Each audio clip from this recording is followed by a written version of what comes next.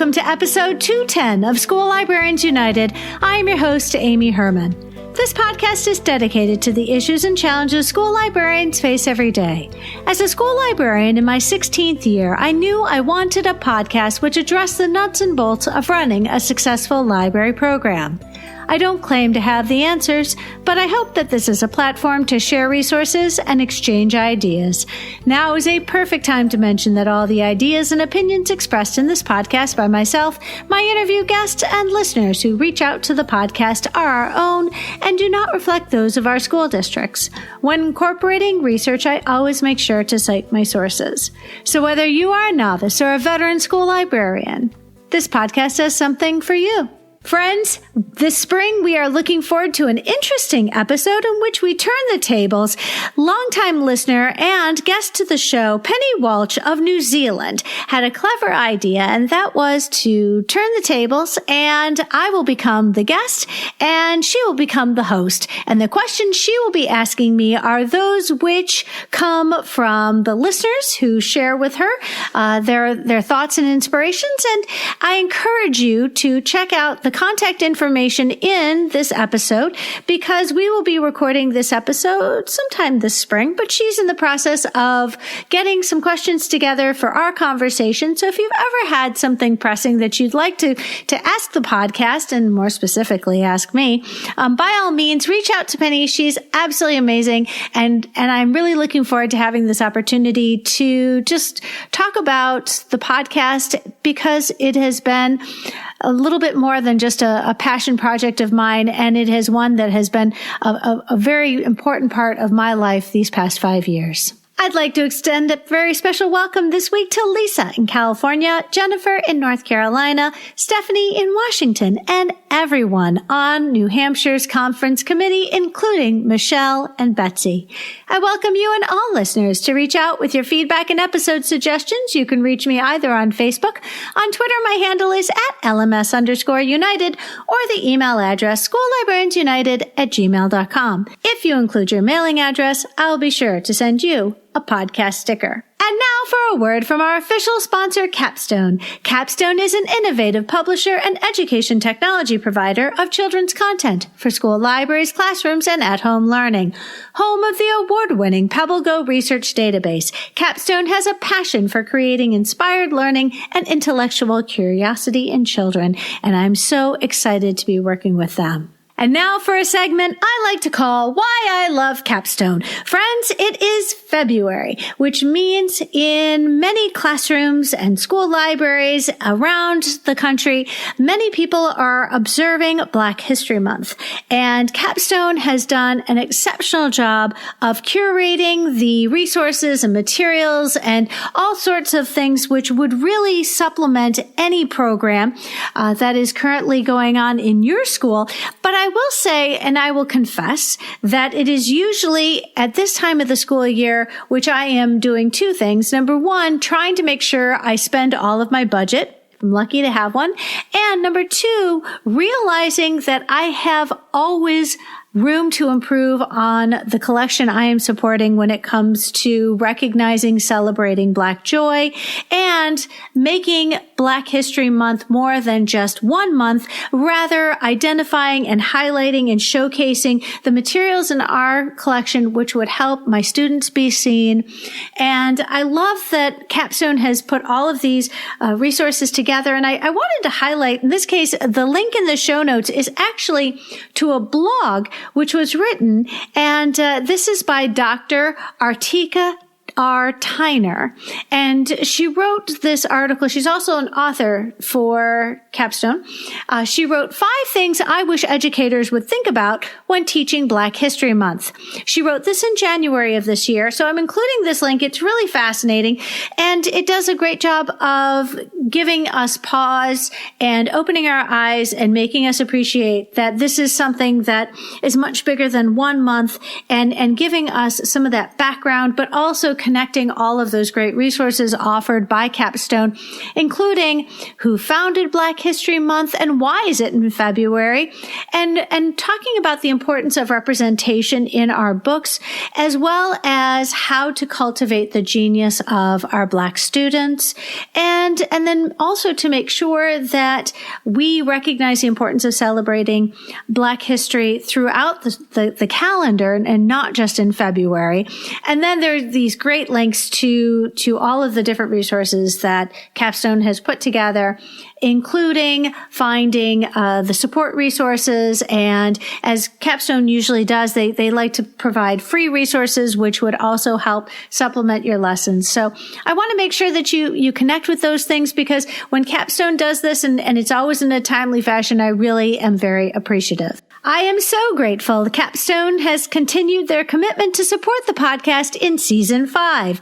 They are offering listeners of School Librarians United a very special discount. Visit shop.capstonepub.com and use the code UNITED to get $20 off an order of $100 or more for both print and Capstone interactive ebooks. That's code UNITED for $20 off an order of $100 or more for both print and ebooks on shop.capstonepub.com.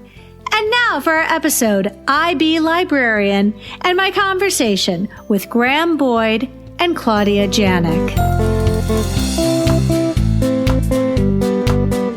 Graeme Boyd, Klaudia Janek, welcome to the podcast. Thank you for inviting me, Amy. I am very happy to be here. I'd love to let my guests introduce themselves. Let's give us some context. Tell us where in the country you work, and tell us about the library you work in right now, and a little bit about your schedule and maybe the grades that you support. So I am also in Michigan, like Amy. I work at the International Academy, which is a public high school in the suburbs of Detroit, Michigan. We are a public school, but an all IB school. So our 9th and 10th grades offer the middle years program, and our 11th and 12th grades offer the diploma program.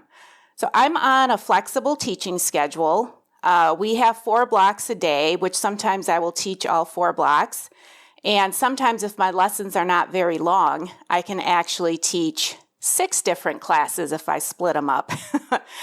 But then there are days where I don't have any classes scheduled at all, so I will work on all the library things that need to happen.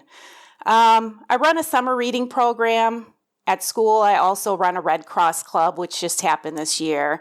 And then usually kids want to do book clubs, so I'm always happy to do things like that. Fantastic. How about you, Graeme?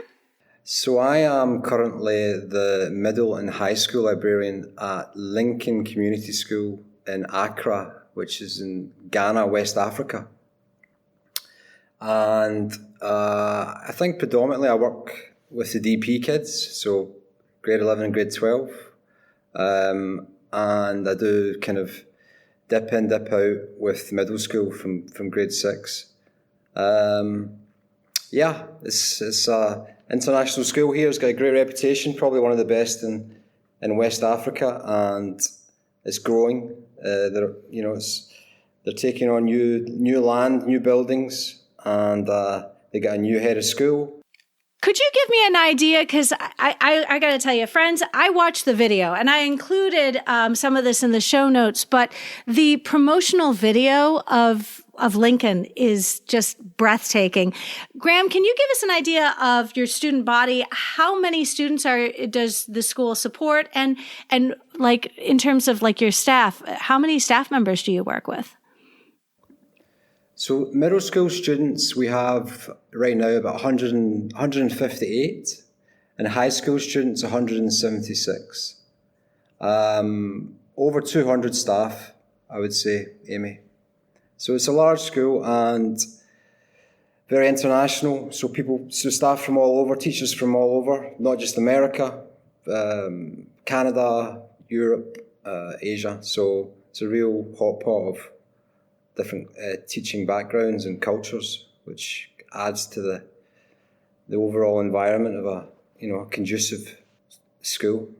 Friends, definitely make time for this video, because when I was learning about Graeme, it really was fun to see what his school looked like. And there were some great interviews with the staff and with the students. And I think until you get a chance to see it, you really don't have any idea. It's just, I love learning about everybody's school. And actually, I've been to Klaudia's. And so that's the fun thing. I've actually had meetings in her library. So I can say that I've been to Klaudia's space, but not without the benefit of having gone to Ghana to visit Graeme, I couldn't possibly appreciate where he works every day. It looks absolutely gorgeous. Friends, in my own journey in becoming a school librarian, it's pretty typical. I was a teacher first for about 10 years, but both of you have really had some interesting paths to what has brought you to where you are today. I'm really hoping that you can give us some perspective on your professional journey as you made your way into the libraries that you serve today. All my heroes have tended to be writers. So I grew up I was thankful to be growing up in a household where my dad, TV was frowned upon. And we used the library when I was a boy, and my brothers, that would be the weekend, and my dad would just, disappear for the afternoon and leave us to get lost in the library, the public library. And that love of discovering, literature or new authors has always been with me. Very fortunate to have that, I think.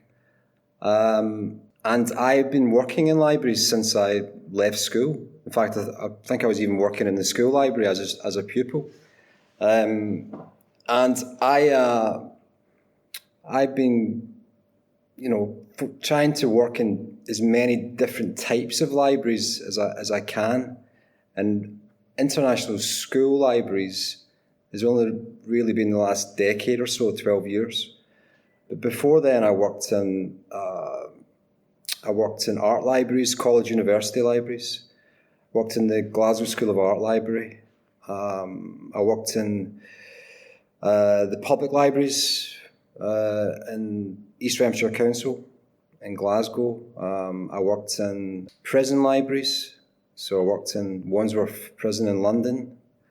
I worked in finance libraries, so I worked for a private equity firm in London as well, doing financial research. I worked for Greenpeace International in Amsterdam in the video library, and I worked for Condé Nast in London in Vogue House, which is actually just in the news recently because it's moving out of Vogue House in Hanover Square. But I was the archivist, the photo manager for their beautiful collection of fashion photography, the actual prints. So that was So I've always been in information kind of settings, if you like, and really for me the glamour, the glamour for international schools was that you could travel and that you were more or less taken care of with, these short-term contracts which offered you accommodation and a flight home and health and pension, and it was too good to be true. And once you learn about it and you realise others are involved, it's slightly addictive. And some of these schools over in the world are they're breathtaking. If you think of like Hong Kong or Singapore, the facilities are second to none. So that's where I am right now. But I'm always interested. When I go back home for summer or Christmas, I'll still go to the public libraries. I'm involved with lots of groups and committees of different library associations. I'm still involved with prison libraries, very passionate about adult literacy, very passionate about access to information. So right now I'm in West Africa, and once a month I try and visit local schools, public schools where, as you can imagine, the conditions are quite horrendous. So, just reading a short story or donating some books from our school, from Lincoln, is a real. It makes a difference.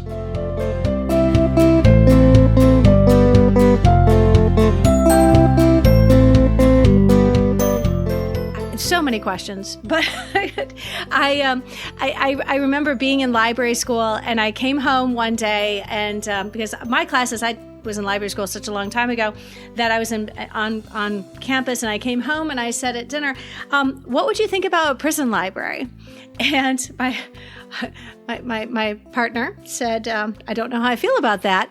But, and Klaudia, you might have heard this, that in the state of Michigan, prisons are mandated to have libraries and librarians, but our schools are not. And I don't know if that's still the case. Is it? It is still the case. Yes. Every prison library has a certified or qualified librarian, while we in schools do not have the same luxury.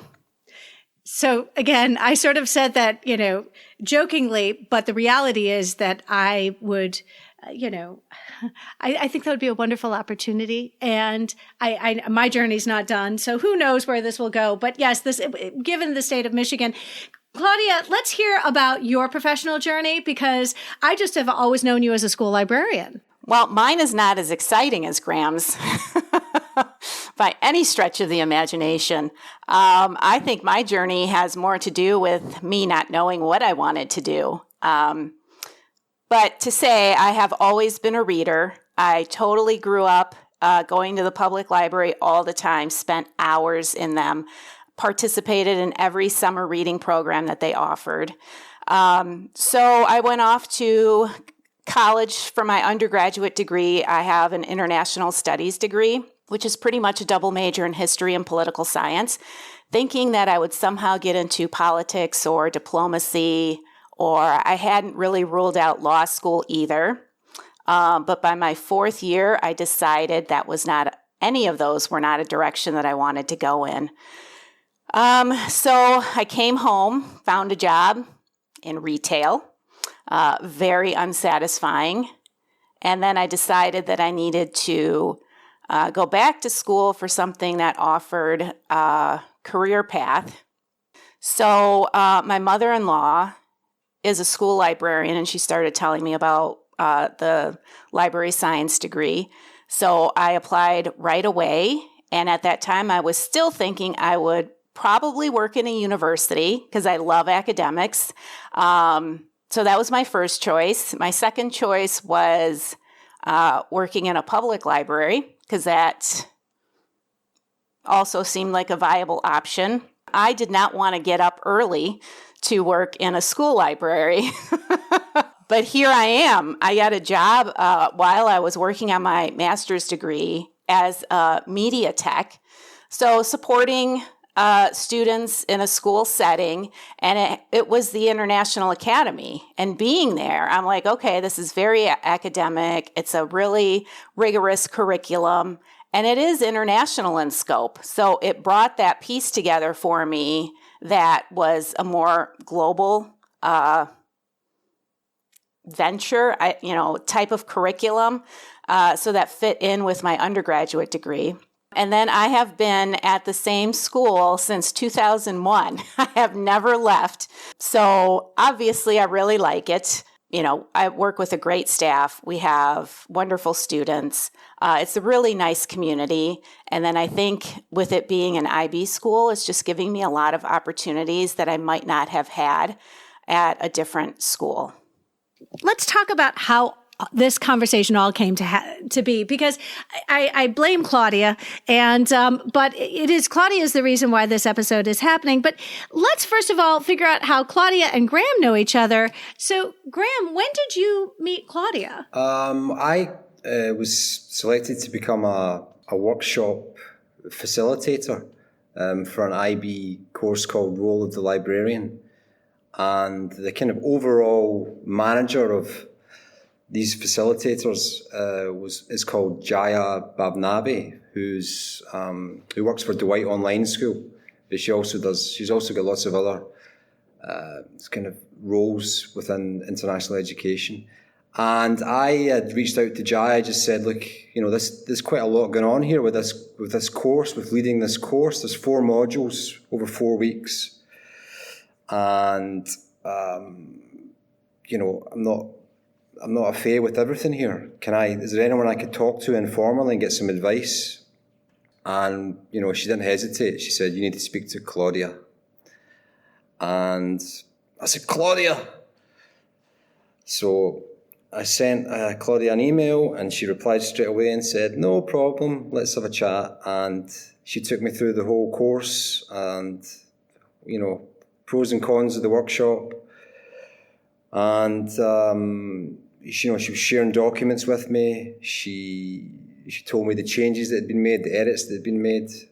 And that's it. And I think, was like a working relationship at the start. And we've become friends since then because, the international school librarians, it's quite a small niche. It's a small group of dedicated professionals, and they're actually very friendly and very approachable. So when I have problems in my work day to day, let's say with students or research and things, I generally go to Klaudia for advice, and I take all the credit, but she doesn't mind. Klaudia, you seem to be helping a lot of people. I first met you, I think, at our state conference. So, I think start with there because, I didn't meet you because I was going to apply for an IB position. I met you because you're very involved in our state leadership. Yes. And that was, I think I didn't start getting involved into our state level organization until after I had been pretty involved in the IB organization on a global scale. I'm very passionate about reading and literacy. And so, seeing how great this IB program is, makes me reflect on what we offer to our own kids in our state. And how much work needs to be done there. So our biggest event is the annual conference, which I think that, when you go to it, that's when you just start meeting people and you start figuring out who is looking for jobs and who is going to be posting jobs. So just making friends, in that school library setting. And I think it's so unique because like in our buildings, we're all working individually. We don't have a department that we necessarily work with. So then getting together on, at the conference or at smaller workshops that we offer and just meeting people is one of the best career networking opportunities I think we have locally. I would also add to Graeme's description there, we just happened to be teaching the same course at the same time because so many people signed up for that role of the librarian course. So usually there's only one of us teaching every other cycle or so, but I think about 60 people signed up, so they split us up. So, we were both talking about the same assignments, going at the same pace, WhatsApping every single day to try to get through this course.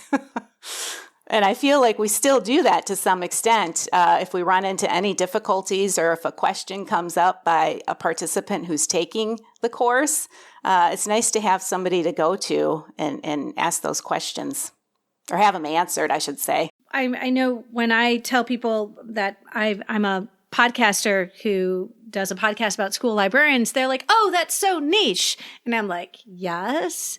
And then take that niche and bring it to an even more specific group of school librarians who are IB school librarians. And I imagine that your networking all of a sudden becomes very concentrated and you all happen to know many of the same people because your paths cross so often.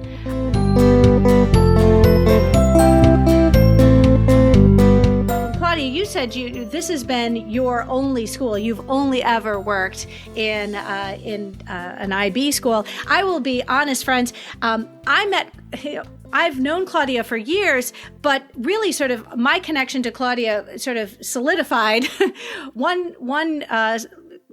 2 springs ago when she posted a position that was open in an IB school and said, "Why has no one applied for this position?" And I reached out to Klaudia, and all of a sudden, when I decided this was the job that I was hoping to get, I sort of really sort of tapped her expertise, and we'll talk about this a little bit later, but but I sort of reached out to Klaudia in a way that is very IB related, because if anybody was going to get me across that finish line and nail that interview, as somebody who does not come from a background of IB, I really reached out and sort of hoped that, and then as Graeme says, she's incredibly generous with what you do know and your resources. And friends, again, I will start to say this now, the show notes, you must take a look. When you look at the show notes, you're going to notice the contact information in our show notes, but then you're going to notice a link. And the reason why there's a link is there are so many resources in the cumulative sort of efforts of both Graeme and Klaudia. You get both of their expertise put into one great set of deep dive documents. So definitely make some time. Graeme, you mentioned all of the different types of libraries you had worked in. Have you always worked in an IB school setting, though? Yes, I did work experience in Scotland. Scottish curriculum for excellence was the curriculum. So standard grades and hires. That was through a friend my dad played squash with, Bruce Malone. Bruce Malone CBE, actually, because he turned the school around. And again, I got lucky there because he really took me under his wing, and I was just put into this school and was told, it was work experience. I wasn't being paid, so it was called St Andrew's Roman Catholic School in Glasgow, and I really learned a lot from him. And he's still around today, and he's always pushing me forward. He's, what country are you in now is his little catchphrase. But I hadn't heard about the International Baccalaureate at all. It was only when I worked at the BBC in London, Information and Archives. I was an information researcher.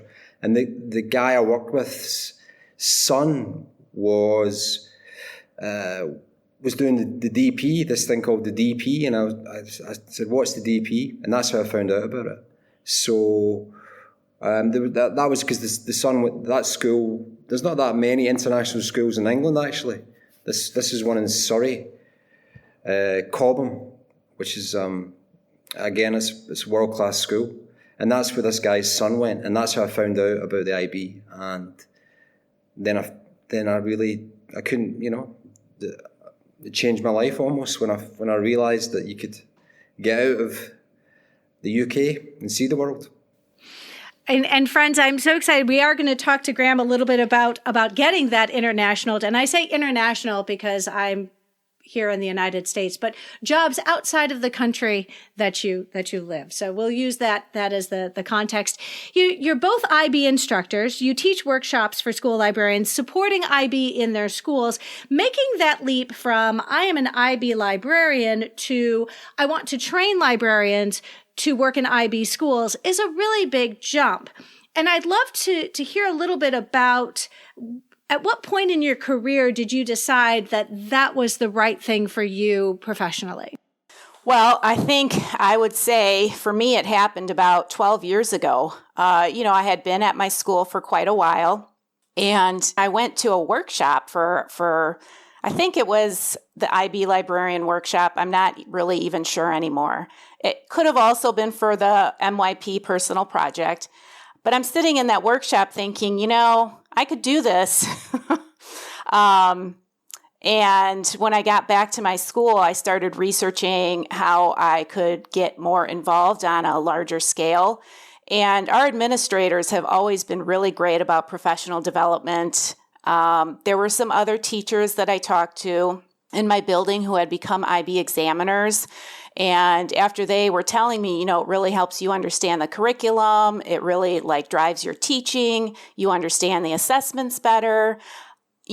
That's about the time where I'm like, okay, I'll do this training. And at the time, it's different now. It's more of an online platform.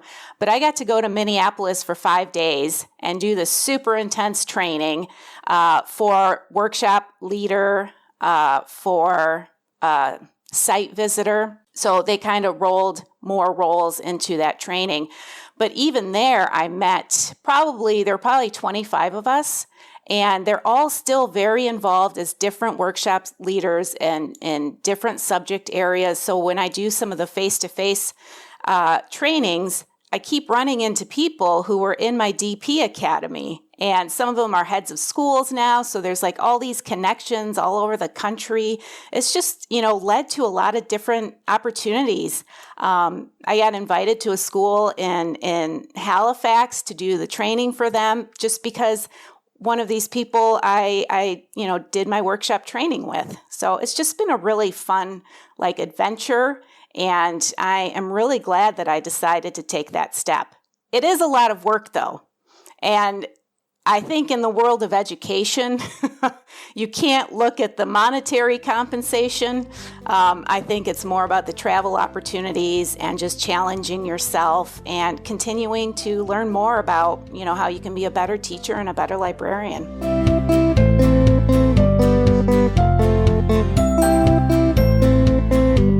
Something that's fairly consistent about the people that are on this show, they are school librarians who have done their job every day and then sought out additional opportunities to take what they do every day and share it with a wider audience, share it with a larger group of people, and become more impactful with what we do as librarians every day. So how about you, Graeme? I love hearing that you're sort of taking this journey as becoming a librarian in the schools, but at what point did you become the school librarian who wanted to be an IB instructor? There was a woman I worked with in Germany called Aisha Christensen, and she was in charge of ed tech in primary.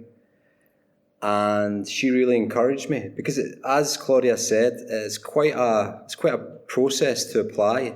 And this was actually my third time. So I'd been knocked back. I applied in China and I applied in Brazil. And both times I wasn't selected. And then I got to Germany. I was in Europe and I thought, okay, I'll try again. And you got to prepare videos. You've got to answer questions. There's all these stages. But Aisha because she was ed tech, she just, she really kind of got me into a green room and we made it a bit more professional, and I got a bit more focused, shall we say. So we made it happen, and then so the first few workshops, obviously, I was very also thankful that Klaudia was around to kind of help out with endless emails that I didn't know how to respond to. So and then fast forward a few years, I'm still in touch with a lot of the kind of the participants on the workshop. They still stay in touch. They send me emails to say they're applying for this job, or they want to go from PYP to DP, or they want to the most common one would be query is always about qualifications, how to what courses to do, or for their own PD. So like right now, DEIJ is quite the buzzword. So there's a lot of courses for that, for diversity.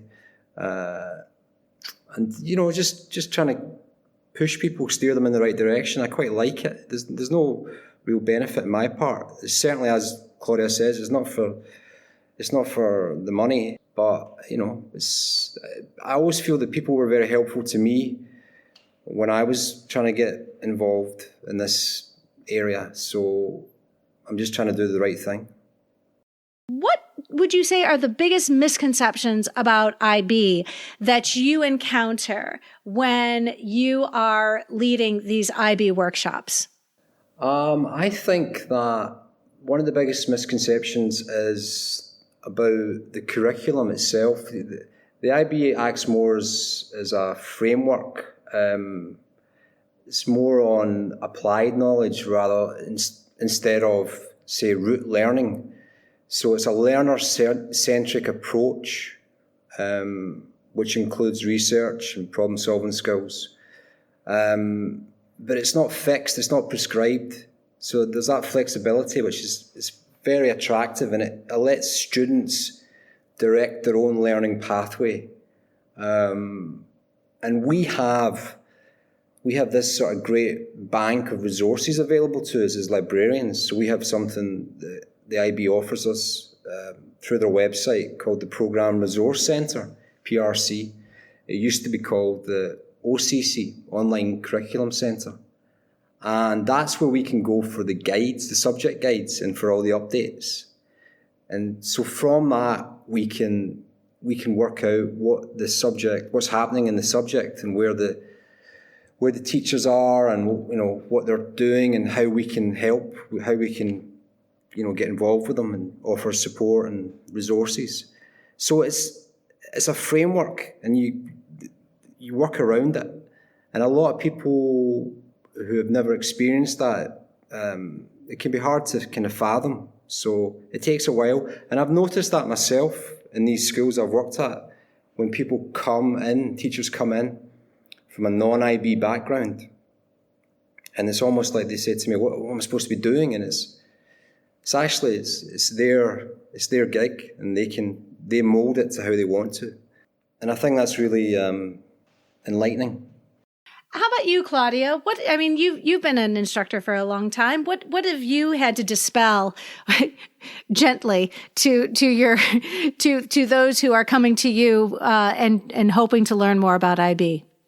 I think one of the biggest misconceptions overall, not just in the library world, but when teachers come to workshops, is that it's a bit of an elite curriculum, and it is not. The IB is supposed to be accessible to all students.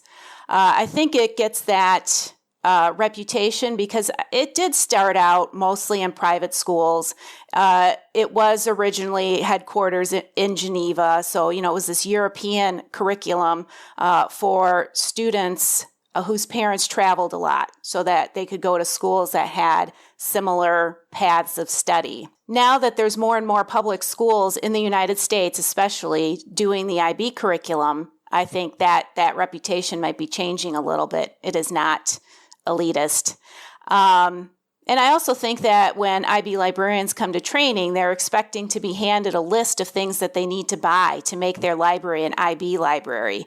But if it is a good existing school library that has been consistently funded, is staffed by a certified librarian, it is a good library, and that good library will support the IB curriculum. It would support any curriculum.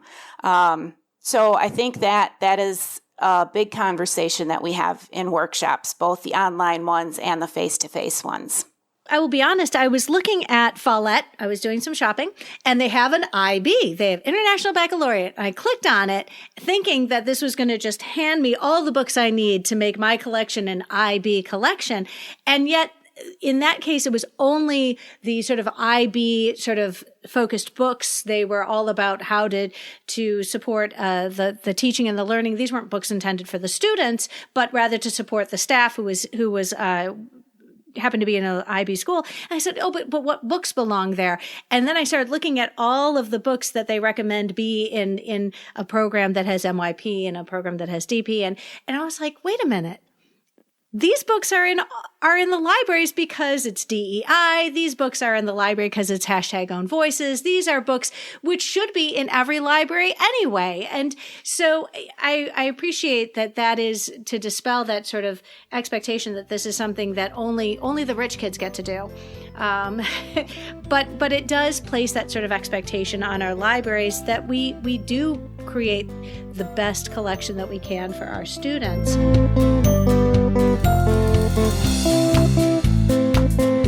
I'm assuming that the workshops that you offer, the IB Learner Profile, takes center stage. This was something I had never heard about until I became an IB librarian. I managed to be a librarian for a long time and not know about the Learner Profile. Last year, we experienced something that happens, I believe, every 5 years, and it's a reauthorization of our IB status at my school. And one of the questions they asked was about how does the IB Learner Profile take center stage in your library? And so we were working through that particular question. I'll ask that question to you. So Klaudia, how does the IB Learner Profile how is it imagined in your space? I would say the easiest way that it's imagined in my space is taking attributes from that learner profile and making like book displays that go along with it, or bulletin boards. So if I want to showcase risk-taking, which is one of the attributes, I could find books that feature a character that takes a lot of risks in life. Super easy to do, so there's not like any specific book, but certainly any of the best-selling books and the ones that we have in our libraries could showcase that. Another attribute is being principled, and that can take a more classroom-centered approach, because when you talk about being a principled learner, that's where the conversation of academic honesty comes into play. So we talk about that. This year I've been spending a lot of time using a curriculum from Copyright and Creativity that talks about fair use and Creative Commons, and just using the images that kids find on the internet, right? It's a part of digital citizenship. I would say that a lot of school librarians do that, but we can frame it into that learner profile and talk about being principled. And I would tie that in if it's hard to imagine what the learner profile looks like. There are a lot of schools now that have a profile of a graduate, where they're putting all these characteristics of what they want their well-rounded graduate to look like at the end of their 4 years in a high school. How about you, Graeme? The learner profile, does it factor into how you sort of create that culture in your space?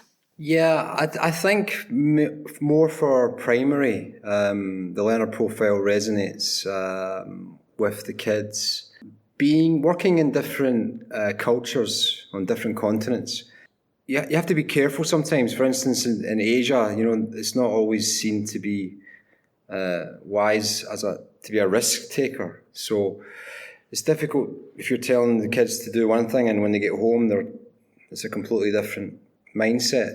So the learner profiles is those attributes you can take into your personal life, and you can also have the kids follow. But I just think sometimes you have to be careful where you are and how you cultural sensitivity. Well, and I think that plays a lot into how, when we build those relationships with our students, the more familiar we are with the student body that we support.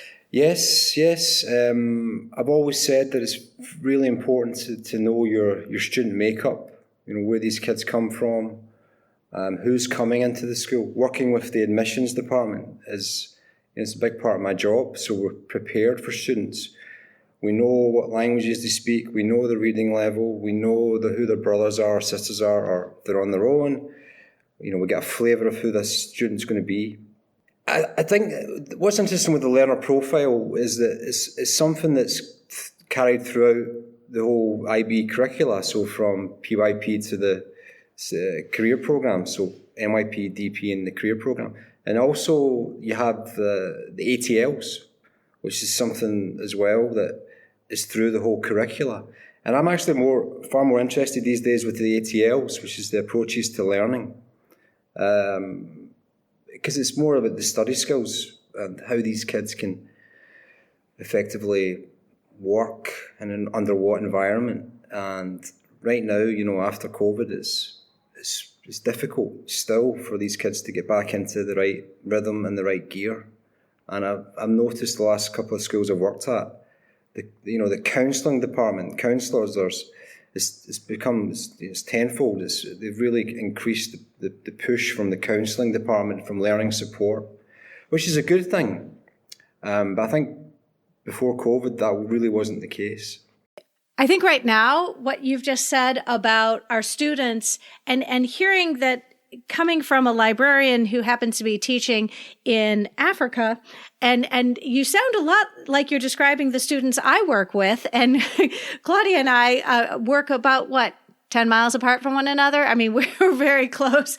I think the phenomenon that the impact that the pandemic has had on our students, almost irrespective of their age, you can't disregard the impact that the pandemic had on our students and this reentry and thinking we can sort of pick up where we left off, because it's just not the case. I was going to add to that, you had mentioned the learner profile, but Graeme was talking about the ATLs.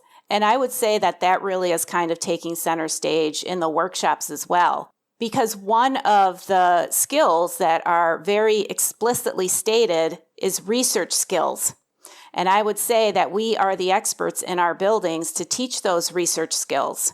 So while, it doesn't give bullet pointed details of how this must be carried out, when a curriculum expects you to teach research skills across all subject areas, I think that is paving the way to having a certified school librarian in your school. We also ran some professional development for our staff, talking about the ATLs, and through a staff survey, they decided that research skills were among the weakest of what students had at this point in time.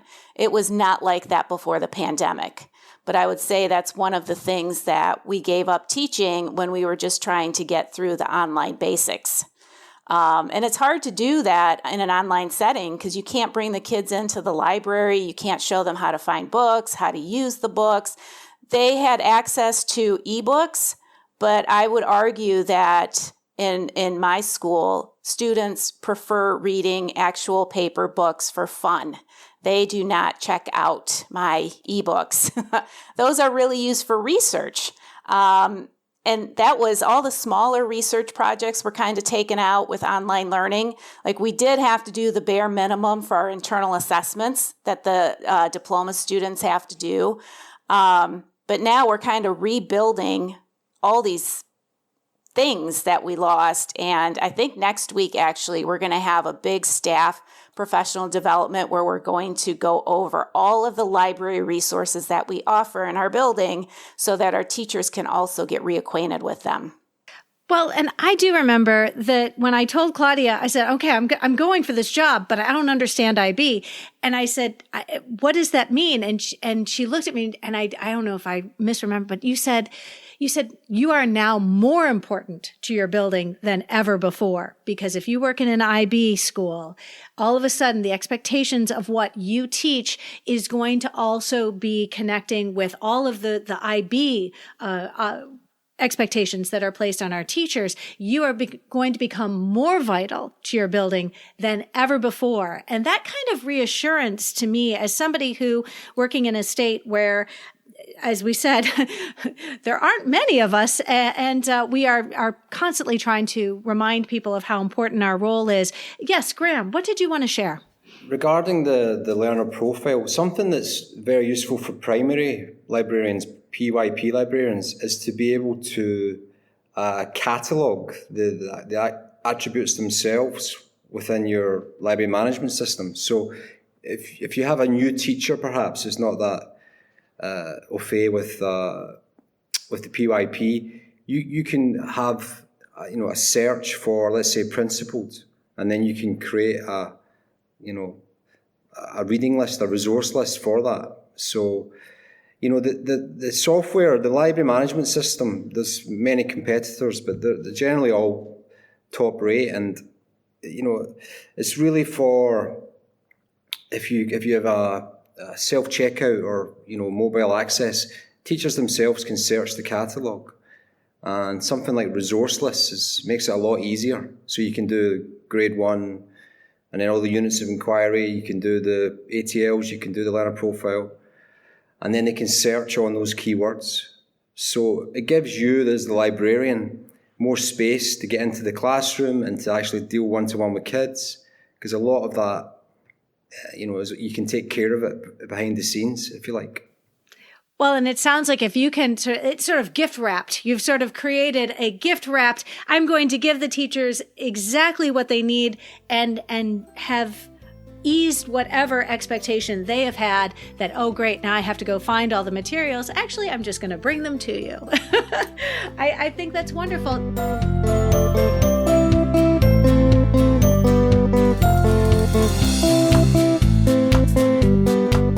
Klaudia, you started wanted to mention a little bit about the importance of research and the value of research. And friends, I think Klaudia knows this, but in developing my own IB library in my school, I have held hers as the gold standard.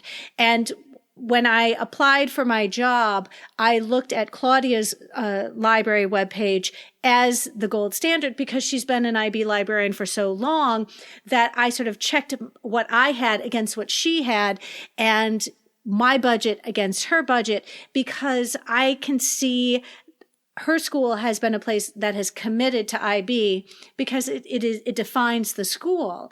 But, you mentioned databases and research. And Klaudia, I love that you talk about introducing our teachers to so much of this because it's expensive.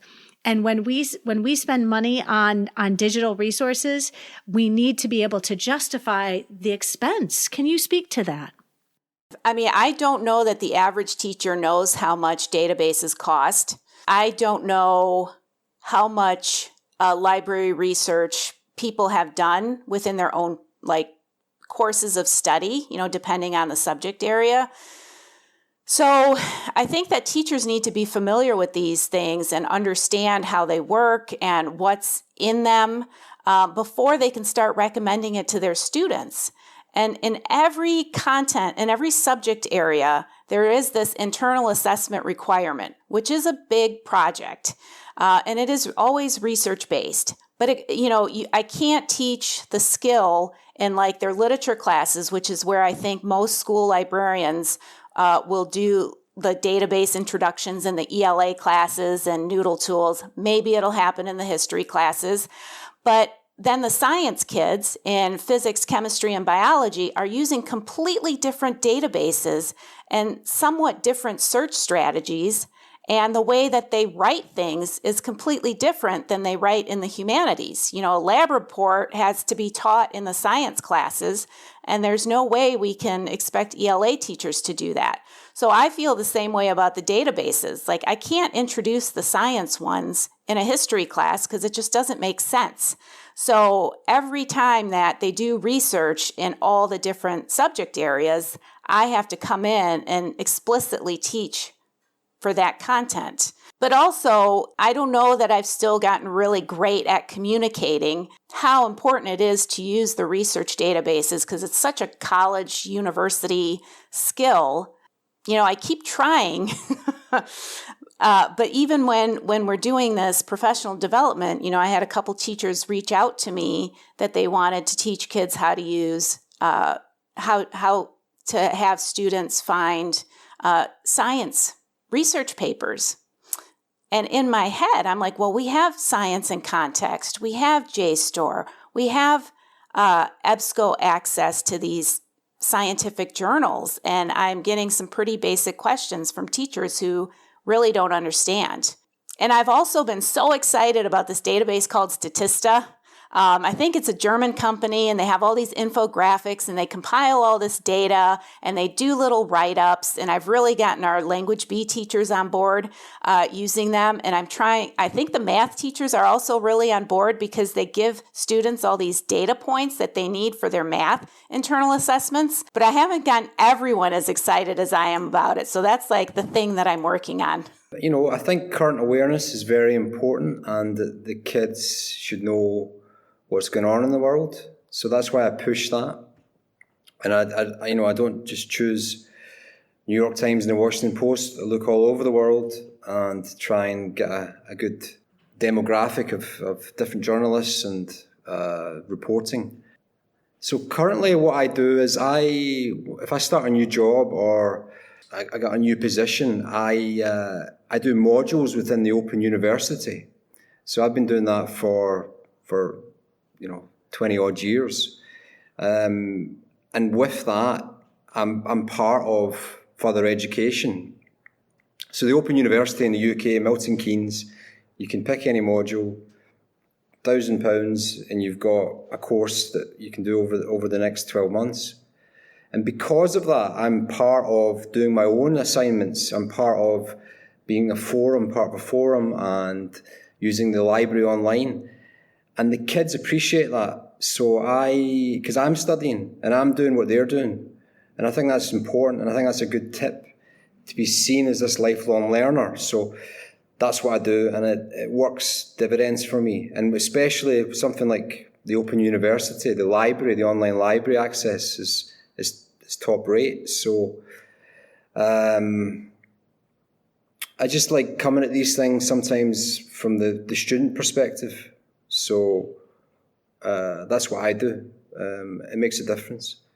And it's amazing what you can get if you just approach these companies and say who you are and what you're doing. And in Africa, JSTOR is free. In Europe, I think it was €15,000 a year to subscribe. You approach publishers, and EBSCO will give you X amount of social science databases free because you've got X amount of students that aren't paying full tuition, this sort of thing. So you can make everything to your advantage. And trust me, these companies, they want your business, they want their name on your website, and they want your promotion.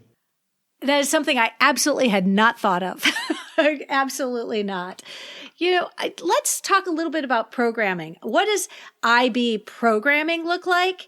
And Klaudia, you started to talk about some of the book displays and so forth, but does IB resonate in the programming that you offer in your schools?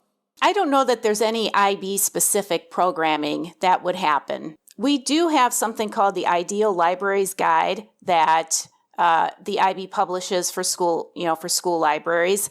It doesn't really get into the details like programming. So I would say that I do what any other good school library would do. We have book clubs. I can make them thematic. I can make them match the learner profile or not. Any sort of like diversity and just reading a book for fun and talking about the characters, and maybe a conversation about empathy will come up. But my big programming is the summer reading that I do, some of the book clubs that run. Sometimes they're frequent and sometimes they're not. It depends on the interest of the students. I would also say that I do a lot of book talking through social media because I can't always get into the classroom, and I think the students are on Instagram. I put library-related things into our weekly message. I post frequently on Facebook so that the parents see how active the school library is and what a critical part of their students' lives it is. I do work with our public libraries to share their programming after school and on weekends. I think they provide a huge benefit and resource to school libraries, especially for me. But, I mentioned, looking at IB-focused books in Follett. Graeme, how have you used IB to shape your print collection? I think that the print collection is often overlooked. I think that local authors and local illustrators really need to be highlighted. And you can do that by actually actively targeting local publishers and bookshops, and talking to people who maybe have done a local book club or a cafe, and just getting the local scene. And if you can promote local authors, they can come into the school, they can do a talk, and they can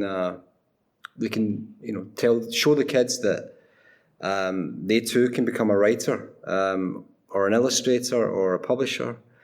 And I think that's really important. I also think that it's important that we're seen to be reading. So I need to know what's what by local authors or by authors that are relevant to where I am.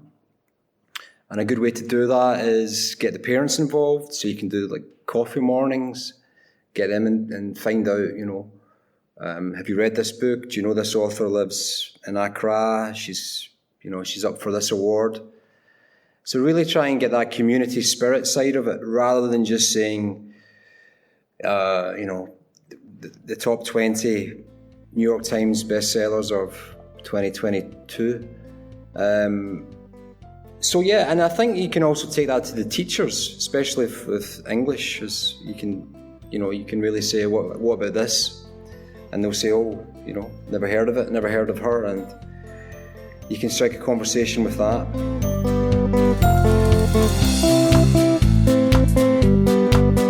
Talking about teachers, so it's very important, I think, to find the teachers that aren't using your service or using the library provision. I think librarians can get stuck too much within literature, English, the sort of subjects, and you have to really go and find out why the teacher of, say, physics or economics, why they're not really using your skill set. And you could also bring that back to the student. The most important student is the one that's not coming through your door, talking to you about their weekend.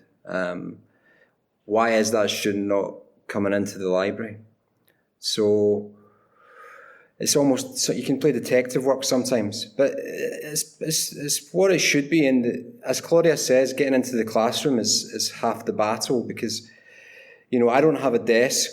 I'm always around the school, and you just walk into classrooms. You're not interrupting anything, but that's what you're there for. You're there to facilitate and assist. And as long as you know what's going on, if you're prepared, you're always welcomed.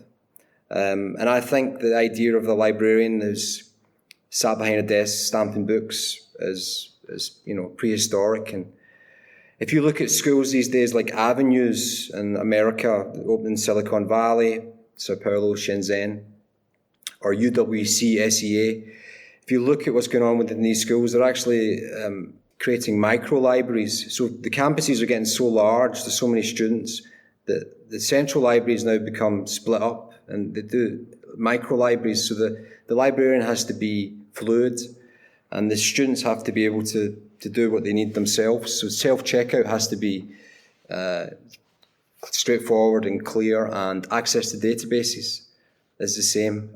I've heard the term capsule collection, as in sort of a small collection that has been moved. And in this case, we have a capsule collection of our public library resources that we then in turn share with our students in my building.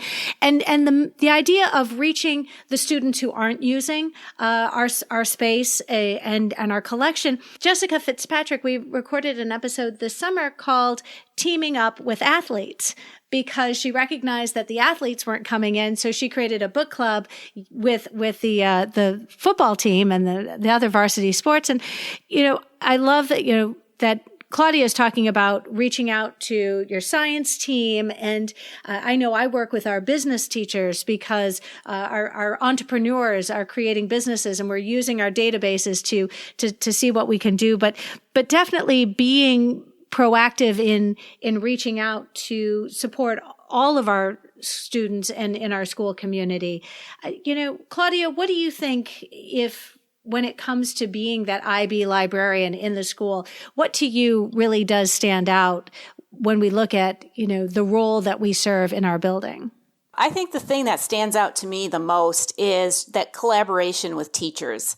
And this kind of leads in nicely to some of the resources that I've shared, because you can see really good examples of there's something that I did with our Spanish teacher. So that's considered our language B class. And they have certain assessments that they have to meet, certain content that, has to happen in their classroom, preparing the kids for the exams. And in this case, they were 12th graders. So I was providing them with research in Spanish. I was providing them with research in English. And I brought in some science resources, because they were looking at the climate, which is a theme in Language B. But I went and talked to our environmental systems and societies teacher to be like, hey, what do you guys use in class for climate? And so I was pointed to two resources that I had never really used before. And I'm forgetting the exact name of them, but one is the NASA website that talks about the state of the climate, the ozone layer, all these things coming together, very scientific data points. And then also there's a forest website that shows the deforestation in different countries in a bigger view. So all those things were pulled together for this science class to use. And I should also mention here that my website is not the most impressive. It is kind of plain. And I would say that my students and my teachers do not really access the databases in the library through our school website. I put it there just so that people looking at the schools see that we have resources. But the magic kind of happens behind the scenes in our learning management system, where I make all kinds of fancy pages and modules. I embed things into that teacher's class that's relevant for what they're doing. So I'm not giving them all of it. And then I've really, over the past 2 years, gotten into using s'mores, which is a lot of the links that I am sharing with everyone. So the collaborations in there, some of my ideas for library programming are in the s'mores, and they're targeted to either the teachers, the grade levels. I can send them out to parents, and then I get analytics. So I can see who's opening them, who's not opening them, how many hits it gets. To me, I think that's been really telling, because if I put together something for a class, there's also some examples of history collaboration. And I see that only 50 students have used it. That means it didn't really get promoted in the classroom. But if I see that it has 500 or 600 hits, that means that the teacher is all in. I came and introduced it. Students are using it at home. And it's usually a step-by-step, like use this database, move on to this, try these ebooks, and don't forget about the books on our shelves. So, it is a lot of hand-holding, but I feel like we have to start there in the 9th and 10th grade, sometimes 11th grade, because they're so overwhelmed at that point, so that they get used to using the good stuff. And then once they go off to university, they will be okay on their own. Well, and I want to give a shout out. Recently, Klaudia shared out some more of Spanish ebooks. And actually, then you did multiple languages and the ebooks that are offered through our state database. And because she did it on a s'more, and I totally gave you credit, Klaudia. I sent that out to my language teachers and world language teachers, and I got the kudos for it. I'm like, no, I'm just passing along this great information. But you did so in a way that I could then share it with my staff. And you actually removed your school designation. You just said, hey, I'm going to make this. I want to share these resources out because they're available to Michigan educators. But I love this idea of creating a shareable resource, which in this case would reach people beyond your learning management system. Our team was trying to put together some interdisciplinary units per the IB standards. And the nice thing is that I've worked with all of our teams, and I could sort of speak to some of the things that obviously I'm still new, but I could speak to some of the things that maybe they weren't nearly as tuned in with because they don't regularly work with the other departments. So I thought that was really fun that, we get to connect those dots as the librarian. We get to connect the teachers across the building who've worked together, but not worked together. Yes, Graeme. Yeah, Klaudia, do you want to mention the Padlet? Oh, yes. I don't know if Amy wants to say maybe like what's a great piece of software or resource that you use that people can add to. I saw the Padlet. Please talk about the Padlet, because as somebody who is still very new to this, it looked like a great resource curated by librarians. Well, and I'm glad you used the word curated because even the resources that I'm putting together and the Spanish language resources that I shared with you, that really took me an entire day. I'm not sure that people realize how much time it takes if you really dig into the databases, if you really dig into your collection. It's really time consuming. So I'm trying to put it together in a way that I won't lose all these things. So that s'more is working out really nicely for me. But through our IB work, they provide us with paid access to the Padlets. And so as we were we didn't design the workshop. We run it, the way that it's laid out for us so that it's all consistent and it's all the same. But Graeme and I decided that, we have so many experienced librarians coming through these workshops. Let's work on a Padlet that will be there for everybody to access and everybody to be able to add to it when they come across a great resource that is ideal for IB librarians. So my lens tends to be very U.S. centric, very Michigan centric, because that is where I live and work. But having access to all these other people all over the world with this Padlet, I've discovered organizations and associations and free resources that we don't really use in the United States. And we put it together there. It is in the program notes. But that's part of like having this global perspective too, so we're growing in our knowledge of all these resources that we could give to our kids, because this, the IB curriculum is supposed to be very global.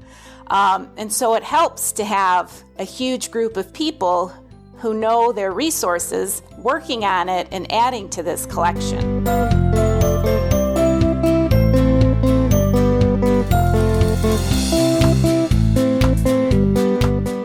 I think Klaudia's Padlet has really taken off, and it's literally hundreds of contributors. And something else last year which has been a success story is Alan Jacks, who is the librarian, whole school librarian at Gems World Academy in Dubai. He started a WhatsApp group called the Librarians Peace, P-E-A-C-E. And it's got over 300 participants.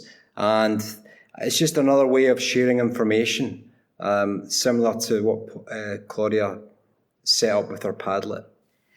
And I got to say, I've managed to get this far and not have WhatsApp. But thanks to this episode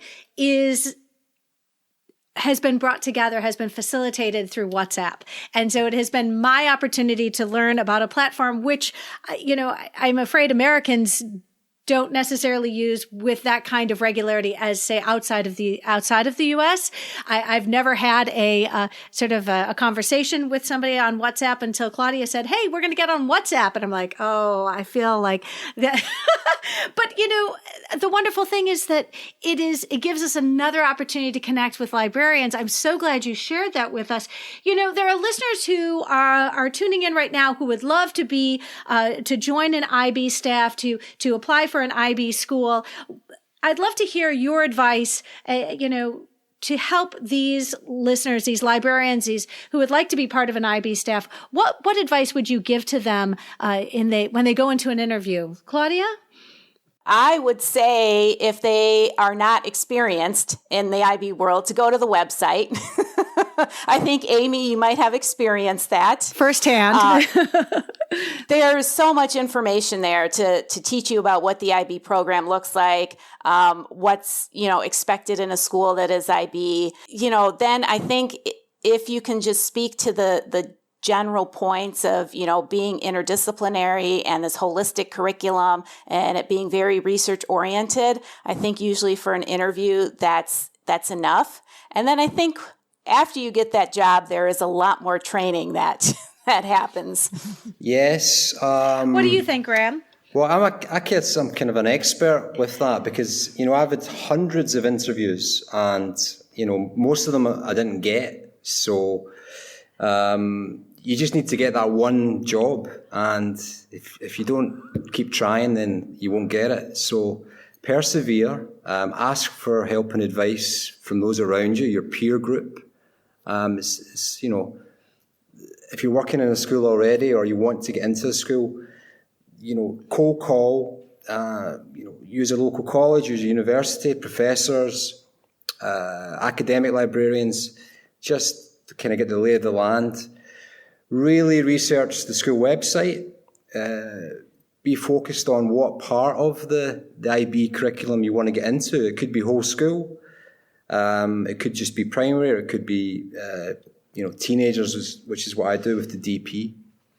And if it is DP, then understand the DP core, the sort of components which complement the main subjects. So that's CAS, creativity, activity, and service, the extended essay, and TOK, theory of knowledge. Because those components they take up a large part of our role as a librarian, and they're such fun. And it's almost, if I used to do primary, I used to be a PYP librarian, But I can't imagine now ever going back because of being introduced to the DP core and because you're working with CAS and extended essay and TOK. And they're just really complementary to the modern world and getting out of the school, especially CAS. It's just a wonderful opportunity. As somebody who did this recently, 2 years ago, number one, call your good friend who already teaches in IB school. Number two, learn about their website. Number three, definitely take them out to lunch and sit and talk about what it's like to be an IB librarian. I did indeed. Klaudia and I went out to lunch, and it was wonderful because we could just sit and finally just talk, and also demonstrating a willingness to, it speaks to all of us as lifelong learners that if we want to take on something new, that we are certainly willing to do that and invest in ourselves as educators. Graeme, you've traveled and taught in schools all over the world, and I know that there are some listeners who would appreciate if you would give them the inside scoop on finding these jobs. And I say international because about 75% of our listeners are inside the United States. But for those looking for opportunities to teach outside of their home and go out beyond the borders of their own country, what would you suggest school librarians would do to get those jobs international? Well, first of all, you have to, maybe sign up with some of the recruitment agencies. So Search Associates is excellent. As I would say, that would be the kind of market leader for librarian positions within IB schools. There's also TES, the Times Educational Supplement, ISS, International School Services. There's Scroll, which is probably more specific for Australia and Asia. And there's many others. So first of all, get yourself try and have a digital portfolio. So try and get some evidence and because you're going to be doing a lot of cutting and pasting. So get your supporting statement, maybe your educational philosophy, your CV, and just get organised and have those documents ready. Start to get references or think ahead for who you can ask for references. Reach out to local library groups or international library groups as well. So IFLA, IASL, International Association of School Librarianship, and the various conferences that happen, and just try and see if you can maybe get a discounted fare if you can help out. That's what I used to do. I used to go and just volunteer or, say I was a student and just get in there and try and network. Not all jobs are advertised. Word of mouth is important. And you need to be social. You need to have, look at people and smile and be seen that you're enjoying life because there's lots of competition for these roles. More and more, I have teachers come to me who say, I want to do what you're doing. I want to become a librarian. How do I do it? So, or I regret staying in the classroom for 20 years teaching this one subject. I'd rather be doing what you're doing. How do I do it? Also, social media. Again, we're a really friendly bunch and we share a lot. It's a community sort of spirit. So if you can easily find myself, Klaudia, and there's so many other, welcoming librarians on Twitter or just through email. John Royce, Anthony Tilk, Katie Day. These when I was starting out, I was writing them emails for advice. They had never heard of me. But they got back to me and they were always really helpful. And as I said before, I'll never forget that. Friends, the show notes are going to be the best place to take a look at all the things that Graeme and Klaudia have shared with us. I'm hoping you've mentioned social media. I know friends would love to include you in their virtual PLNs. So, Klaudia, can you give us an idea of where listeners can find you? Because you've been incredibly helpful to me in my IB journey. So I am on Twitter, but who knows how that's going to go. I am sure hoping that we don't lose our networks through Twitter. But I also have an Instagram account, IA Library, that's more library focused.